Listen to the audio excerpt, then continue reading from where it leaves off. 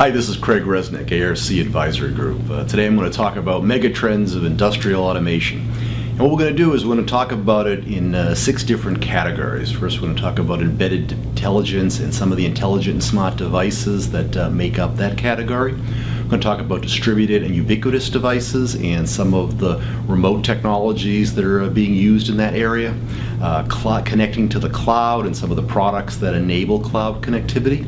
We're also going to talk about energy, infrastructure, and machine automation and some of the mega trends in those areas as well. So first thing we're going to talk about is what embedded intelligence does is it enables these embedded or intelligent and smart devices to enable a lot of different technologies. And without going through each of them, you can have, for example, a client-server has now gone from that type of relationship where PCs talking to servers are now being shifted over to portal technologies. Data is now being converted to information and knowledge management within manufacturing. Workstations that at one time were tethered or in fixed positions are now part of mobile solutions. Also could talk about things like assets. No longer is it good enough to just monitor an asset, but you need to optimize the value of that asset, make sure you're getting the highest return on that asset. Maintenance is no longer done from a reactive perspective, it's now done from a predictive perspective. You want to be able to catch the problem before it occurs, not wait for the problem to occur. And that actually brings us to the next topic we're going to talk about, which is what we at ARC here call as plant asset management, or PAM. What PAM does is it takes a lot of these intelligent and smart devices, embeds this intelligence into a variety of things from switchgear, motor control centers, transmitters, valves, motors, drives, PLCs, PACs, DCS systems. But it enables these assets to be managed, to be monitored, to have their health monitored and optimized, and be able to make sure that these assets are performing to their maximum design capability. We have another acronym at ARC that we talk about called the 3Ds, Detect, Distribute, and Deliver. And what that does is by being able to monitor assets and be able to do predictive asset management rather than reactive asset management, we're now able to predict when a device is going to fail if it's properly instrumented. To give you an example, let's say somebody has a 25-year-old gearbox, custom designed for that plant. By being able to embed it with devices that look at things such as oil levels, oil viscosities, bearing temperatures as an example, we can now detect when that asset is now reaching the end of its life. And we can now, let's say for example, the lead time to come up with a new gearbox would be 8 weeks. And we now can tell that this asset now has about, say, 8 weeks to live. We can now send that asset management information to the supplier to place an order for a new asset, have that asset delivered to the plant and ready to install upon the time that the device is hopefully up just about to fail. Now, the next thing we're going to talk about is the area of distributed, ubiquitous, and remote devices. But to do that, you have to have the necessary infrastructure. So for example, you do have to have wireless broadband networks, whether it be 3G, 4G networks. You have to have wireless local area networks within the manufacturing facilities themselves. Connected to those devices within the plant, you have some local fixed assets, but you also have remote assets that can be located anywhere around the world. Then there's mobile assets, whether it be vehicles or trucks that are now being monitored, monitored by the plants. And then you have employees walking around with their smartphones and tablets and now being able to communicate to those to the plant as well. And this is driving the creation of what we call is a mobile enterprise application platforms that help support the connectivity to all these devices. Even devices such as wireless sensors and RFID readers. These devices are tied into GPS systems for position location. They help enable wireless Bluetooth type of applications. And the most important thing is now you're able to tie the communication from the plant to customers, to the supply chain, and really be able to work in real time, completely across the enterprise. Now we're going to look a little deeply at what is a mobile enterprise application platform. This is typically the middleware that involves things such as enterprise integration, security, development tools, mobile applications. And what they do is they enable the intelligent mobile devices such as smartphones and tablets going through the mobile enterprise application platform to communicate with applications, in many cases based in the cloud, such as ERP systems, product lifecycle management systems, supply chain management systems, even email, for example. And as we go to the future, there's going to be more intuitive devices and more devices connected at the plant level. So the direction of mobile enterprise application platforms is going to continue to increase at a very rapid pace. At ARC, we kind of split this into three different categories when we talk about the mobility ecosystem. We start off with the mobile devices themselves, like the smartphones, tablets, smart vehicles, wireless sensors, and we break it into the area of communication infrastructure, which is the broadband network carriers and the internet service providers. And then we have the industrial hardware and software companies that make the PLCs and PACs and MES and ERP software that enables these mobile enterprise application platforms to work and function. Now what we're going to do is we're going to move into the cloud and some of the cloud products and some of the factors that are driving the cloud. Some of the trends we see here at ARC is the fact that the smartphone is going to overtake the PC. We see the fact that employees are all going to be using smartphones, as employees are all using PCs today to do as their primary communication and a data gathering tool. You know, what this is doing is it's really helping to kind of blur the lines between the factory, the home, and the office, because employees want to say in how they're connected and where they're connected. They want to be independent of location. And what this also enables employees to do is to leverage the cloud, just as they leverage the cloud today to download apps from an app store. The commonly used term in the consumer world is BYOD, bring your own device. And we're seeing bring your own device finding its way into the manufacturing space as well. Now, you know, a lot of these cloud products are as a function of what we call externalizing. Because as you're seeing the proliferation of software as a service and email and customer relationship management and ERP systems being done in the cloud, you're also seeing what we call as IaaS, which is infrastructure as a service, which is now being outsourced where other third-party companies are managing companies' infrastructure, so they no longer have to maintain that infrastructure within the plants and not have to worry about revisions and upgrades and things to that nature. You know, when it comes to the cloud, there really isn't a template. So one of the things that we always talk to our manufacturing clients about is ask yourself certain questions whether you decide on a cloud strategy. You want to first decide, was the cloud going to be located on-premise or off-presence? Sometimes on-presence, we call that a private cloud versus an off-presence, which might be a public cloud. You need to talk about what your issues are regarding security and safety and availability of the data, as far as whether or not you might take a private cloud road or a public cloud road, or maybe even some combination of both. You have to assess what the risk management issues are within the plant and what you're willing to take as far as risk versus the whole issue of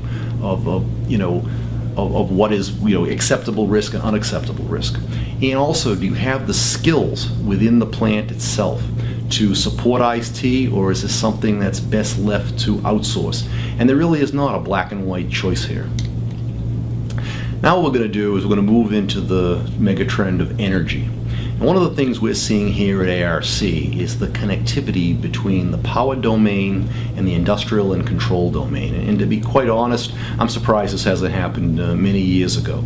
Because think of all the potential benefits you could have if you could make the same control decisions in the building automation and power side of the business as you can to optimize your manufacturing.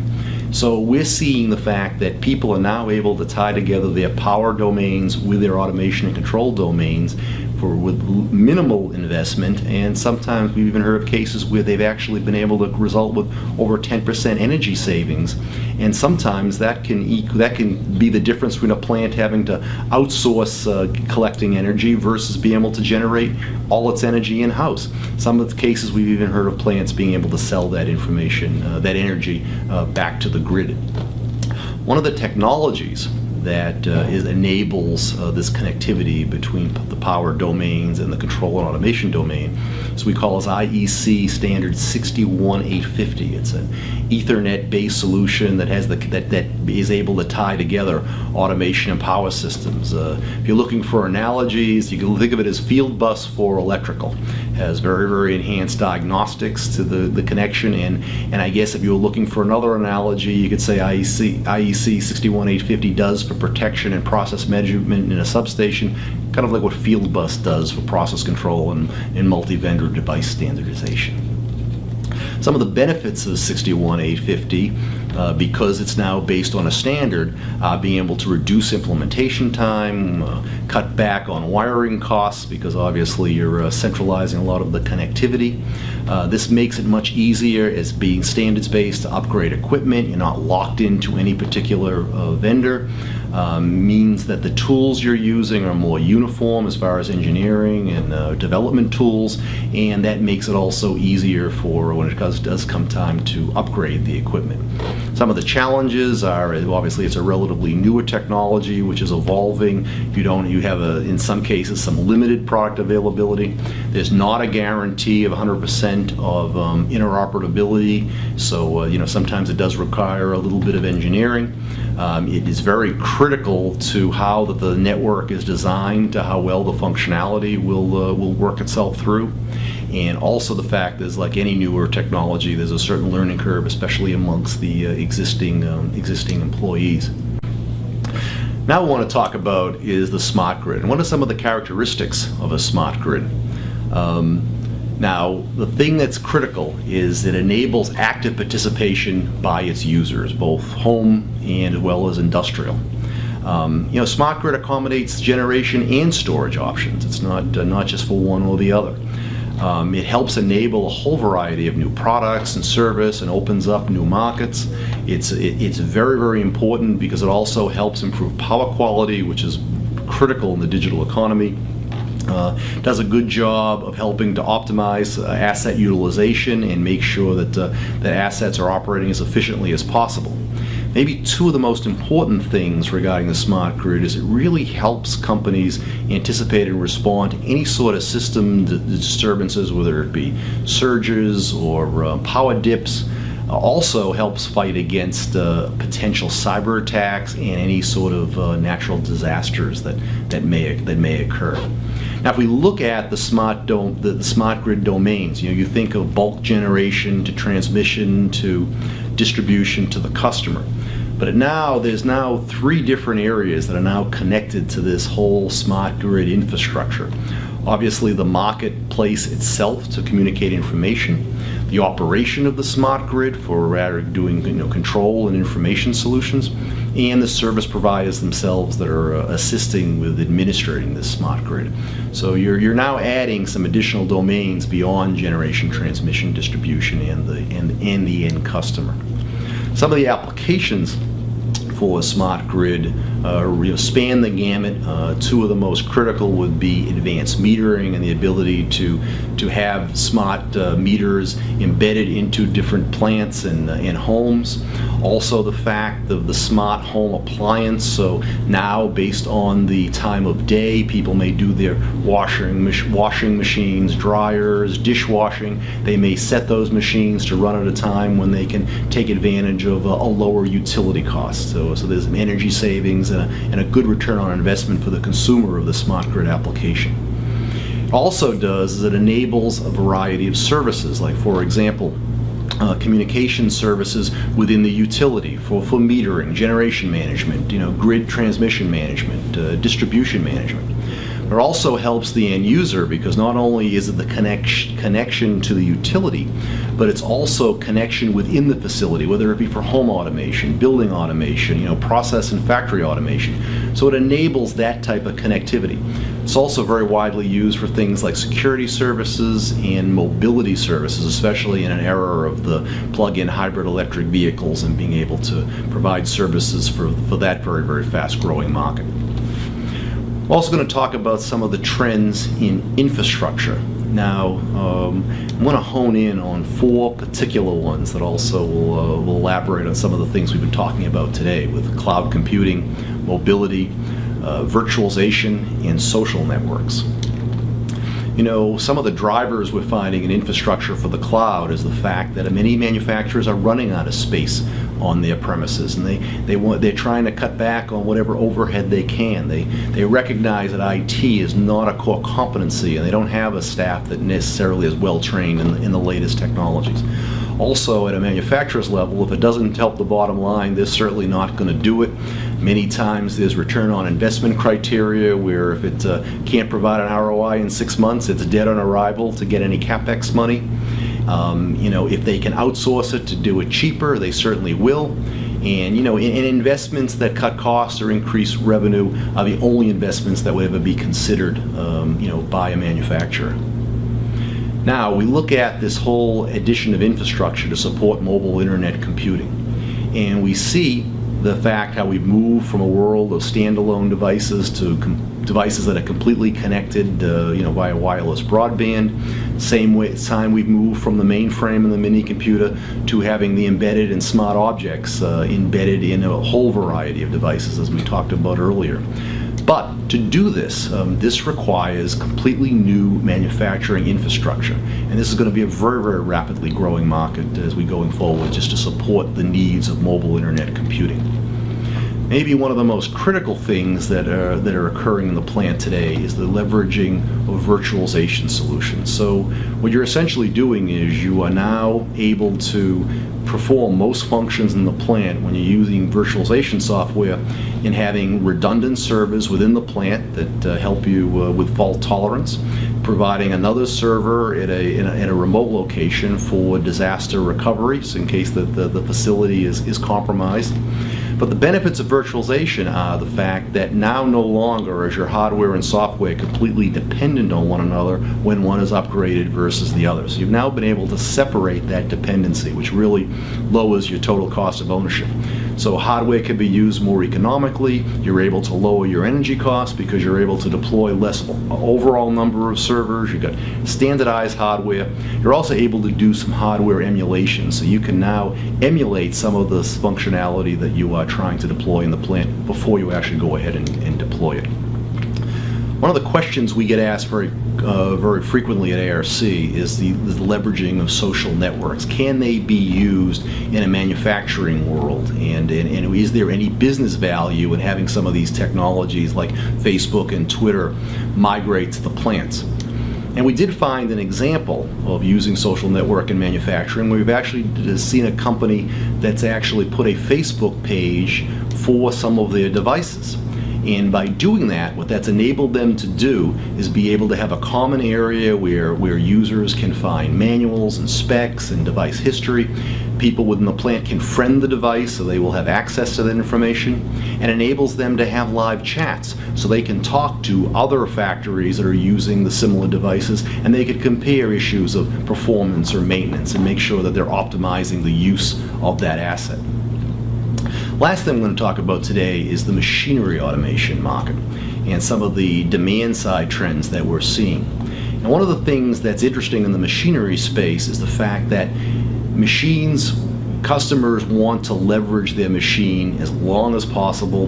They will redeploy the machine for new applications. They will re-automate an existing machine. And it's only when they've run out of options or it's not feasible to do that will they look to buy a new machine. The problem is that when they want to buy the new machine, they need to get their new product manufactured as quickly as possible. So at one time where they may have said, we can accept a year or 2 years of delivery in this machine, many times they're asking for less than 6 months of delivery for this new machine. So it's really putting more pressure on the machine builder to be able to design and automate new machinery very, very quickly. The other thing that we're seeing in the automation, machine automation as a trend, is really using a full gamut of products, all the way from application-specific products to general PC-based products that really vary in integration complexity and application range configurability.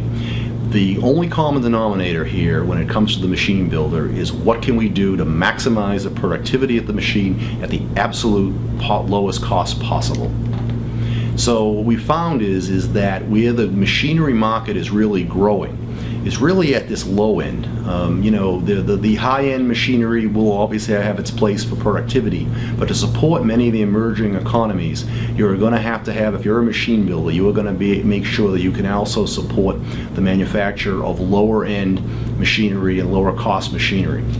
You also are going to have to make sure that the machine builder has the skilled application engineers on staff that can integrate this wide portfolio of products, because these machines have to be scalable, and these automation platforms that are integral to these machines acting as kind of the center point for connectivity for all the sensors and actuators. So it's really critical that you have the right application engineering support on board to really leverage this wide portfolio of products. And this portfolio of products includes operator interface terminals, industrial PCs, nano and micro PLCs, smart I/O, and very sophisticated motion control equipment. And the machine builder really has to leverage those partnerships with the suppliers that supply those products. It also needs to make sure that they have the ability to support their customers globally, and they may even use some of these automation suppliers as partners to help with that support. They have to make sure they can support mechatronics, which are a combination of electronic and mechanical tools.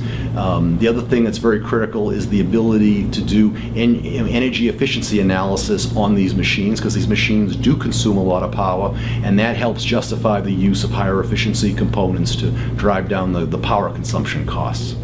So, in closing, the one thing that all the 6 megatrends that we discussed today have in common is that they all require very, very sophisticated collaboration tools. So telephones communicate all the way through telepresence. So smart devices can communicate with social media tools that enable collaboration with the assets within the plant.